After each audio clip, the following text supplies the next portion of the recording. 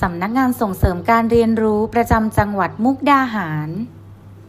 กิจกรรมปิงปองหันษาเป็นกิจกรรมเพื่อเป็นการเสริมสร้างทักษะการใช้มือและสายตา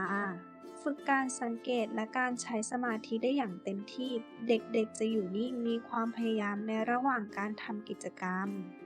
เป็นกิจกรรมที่กระตุ้นสมองและดึงดูดความสนใจของกลุ่มวิธีทำทากาวด้านหลังรูปการ์ตูน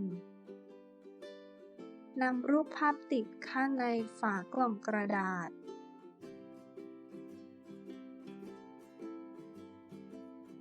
วาดดวงกลมสำหรับเจาะตามตำแหน่งที่เลือกใช้คัสเตอร์เจาะตามได้ยินยังไงจะได้ลักษณะที่เหมาะสำหรับใช้ทำกิจกรรมย้ายมันตกลงดิลูกนะตกลงดีไหมตกลงไหนสารวัตรเบี้ยลง